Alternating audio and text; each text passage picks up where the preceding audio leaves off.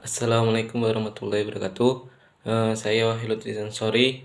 Di sini saya akan mempresentasikan hasil dari makalah saya yang bertemakan tentang eh, arah baru pendidikan Islam di Indonesia dalam perspektif KMA 183 tahun 2019. Baik, langsung saja kita bahas. Yang pertama di sini saya akan menjelaskan apa itu KMA. KMA adalah keputusan Menteri Agama yang dikeluarkan untuk menetapkan suatu keputusan. Dan dalam KMA ini, KMA 183 ini merupakan pedoman implementasi kurikulum pada madrasah yang diterbitkan untuk mendorong dan memberikan aturan bagaimana berinovasi dalam berimplementasikan kurikulum madrasah serta memberikan payung hukum dan pengembangan kekhasan madrasah, pengembangan karakter pendidikan. Dan menurut Undang-Undang tahun 2003 nomor 20 bahwa sistem pendidikan kurikulum adalah seperangkat rencana dan pengaturan mengenai tujuan, isi, dan bahan pelajaran serta cara yang digunakan sebagai pedoman penyelenggaraan kegiatan pembelajaran untuk mencapai tujuan pendidikan tertentu. Dan dalam KMA ini terdapat kurikulum PAI dan bahasa Arab.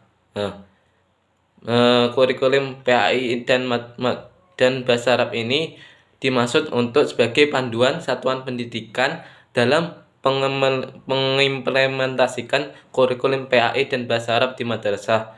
Tujuannya untuk standarisasi kurikulum PAI dan bahasa Arab di madrasah. Dan sasaran dari pengembangan kurikulum ini adalah satuan pendidikan madrasah dan memangku kepentingan lainnya dalam penyelenggaraan pendidikan madrasah. Dan ruang lingkup dalam KMA ini dalam hal kurikulum PAI dan bahasa Arab meliputi 1. Kerangka dasar kurikulum PAI dan bahasa Arab. 2. Standar kompetensi lulusan dan standar isi PAI dan bahasa Arab. 3. Pembelajaran PAI dan bahasa Arab. 4. Penilaian PAI dan bahasa Arab. Dan terakhir yaitu kompetensi isi dan kompetensi dasar KI dan KD PAI dan bahasa Arab pada madrasah. Baik, berikutnya itu peran madrasah dalam memperkukuh etika dan moral bangsa. Dalam Islam tidak dikenal dengan dikotomi antara agama dan ilmu pengetahuan. Paradigma Islam tentang ilmu pengetahuan adalah bahwa dunia fisik atau untuk materi tidak memiliki entitas yang berdiri sendiri. Sebagai subpendidikan nasional, madrasah tidak hanya untuk dapat menyelenggarakan pendidikan dasar dan menengah yang berseri khas tentang keagamaan, tetapi juga dituntut untuk memainkan peran lebih luas sebagai basis dan benteng tangguh yang akan menjaga dan memperkukuh etika dan moral bangsa.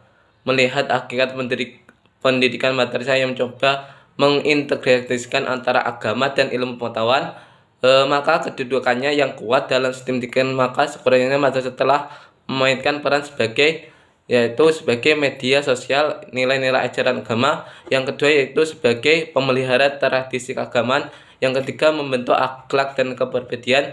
Yang keempat yaitu benteng moralitas bangsa. Dan terakhir yaitu lembaga pendidikan alternatif.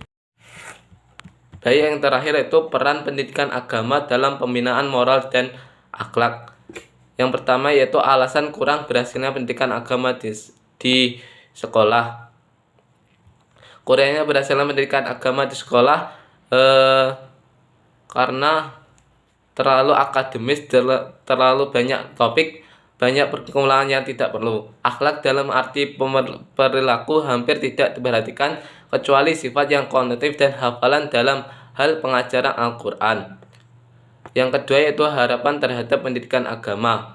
Harapan UU terhadap pendidikan agama tercermin dalam tujuan pendidikan nasional yang menegaskan bahwa tujuan nasional pendidikan Indonesia adalah tercapainya kualitas manusia yang seutuhnya memiliki 10 kriteria, yaitu diantaranya yaitu beriman pada Tuhan Yang Maha Esa, Yang Maha Esa, berbudi pekerti luhur, memiliki pengetahuan, memiliki keterampilan, dan lain-lain. Akhlak yang ketiga yaitu tanggung jawab tokoh agama dan lembaga keagamaan dalam pembinaan akhlak anak. Para tokoh dan dalam keagamaan ini telah mengambil peran aktif dalam pembinaan akhlak anak Indonesia melalui dakwah, pengajian, dan pendirian lembaga-lembaga pendidikan agama. Melalui pembinaan agama bukan hanya tugas tokoh agama dan lembaga keagamaan adalah dan juga membutuhkan penanganan yang lebih dari sudut pandang. Sudah saatnya tokoh agama dan lembaga keagamaan mengembangkan kerjasama dengan lembaga pendidikan seperti perguruan tinggi atau lembaga lain yang menangani program pembinaan mental dan spiritual anak. Dalam konteks ini, pada para tokoh agama mengembangkan wawasan pembinaan, mencoba menentukan antara visi dan orientasi keagamaan.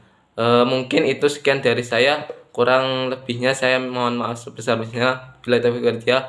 Wassalamualaikum warahmatullahi wabarakatuh.